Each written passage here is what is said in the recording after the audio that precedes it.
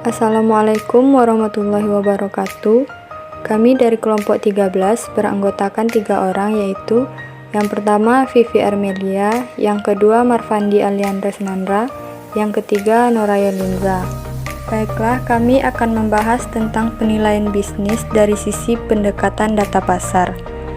Pendekatan data pasar menurut SPI tahun 2015 atau Standar Penilaian Indonesia, yang pertama yaitu pendekatan data pasar dilakukan dengan membandingkan badan usaha yang dinilai dengan badan usaha lainnya, hak kepemilikan perusahaan atau saham yang sejenis yang dijual di pasar terbuka. Yang kedua, perusahaan yang dibandingkan seharusnya berasal dari industri yang sama atau sejenis dan bereaksi sama terhadap perubahan berbagai variabel ekonomi. Yang ketiga, sumber data yang umum didapatkan termasuk pasar akuisisi, di mana seluruh perusahaan diperjualbelikan, transaksi terdahulu atas kepemilikan perusahaan, dan pasar saham publik, di mana hak kepemilikan dari badan usaha sejenis diperdagangkan.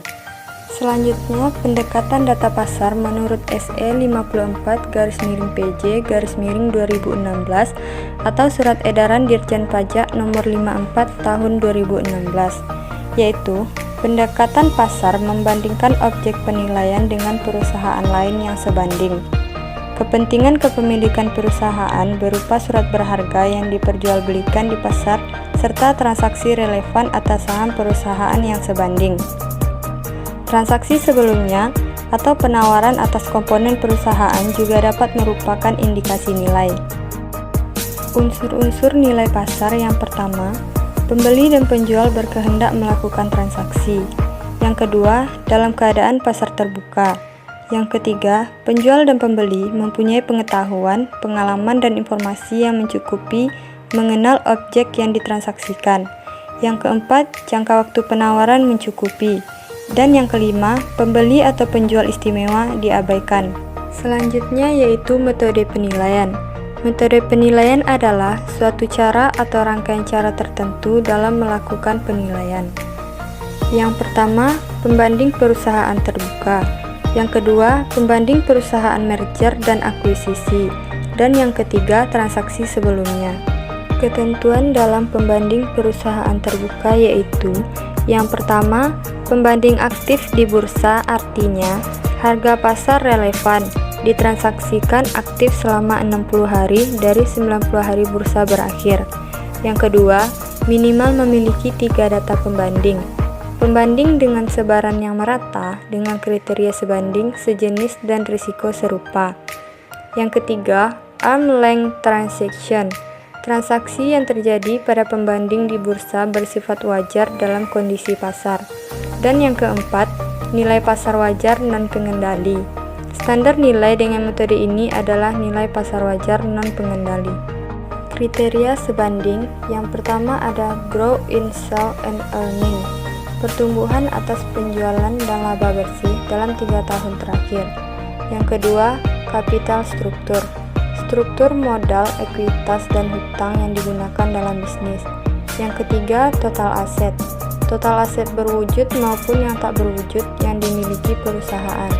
Dan yang keempat, market share, pangsa pasar yang menjadi tujuan penjualan produk atau jasa yang sama. Langkah kerja pendekatan data pasar yang pertama, pemilihan data pembanding. Data pembanding dipilih berdasarkan kriteria sebanding, sejenis, dan risiko usaha yang serupa. Yang kedua, penyesuaian. Seluruh laporan keuangan pembanding dan objek disesuaikan dari non-recurring dan non-operating. Yang ketiga, multiply. Menentukan atau mencari multiply yang akan menjadi denominator variabel fundamental dalam menentukan nilai. Yang keempat, indikasi nilai. Melakukan rekonsiliasi atas nilai dari masing-masing pembanding untuk menghasilkan indikasi nilai atas objek. Yang kelima, diskon dan premi. Mengaplikasikan diskon dan premi sesuai dengan kebutuhan penilaian. Pendekatan data pasar memiliki keunggulan dan kelemahan. Keunggulan pendekatan data pasar yang pertama, mencerminkan arm's length transaction dari seorang winning seller dan willing buyer, terutama transaksi perusahaan terbuka. Yang kedua, relatif mudah dilakukan. Yang ketiga, cocok untuk penilaian minority interest. Dan yang keempat, berkembang sejalan dengan berkembangnya pasar modal. Kelemahan pendekatan data pasar yang pertama, sulit mencari perusahaan yang benar-benar sejenis dan sebanding. Yang kedua, kadang-kadang harga saham yang terjadi di pasar modal dipengaruhi oleh faktor emosi. Yang ketiga, jika salah satu pihak, penjual atau pembeli, kurang mengetahui harga pasar, maka kemungkinan nilai yang mereka terima tidak mencerminkan nilai yang sebenarnya. Dan yang keempat, sedikit kegunaannya untuk properti yang menghasilkan pendapatan.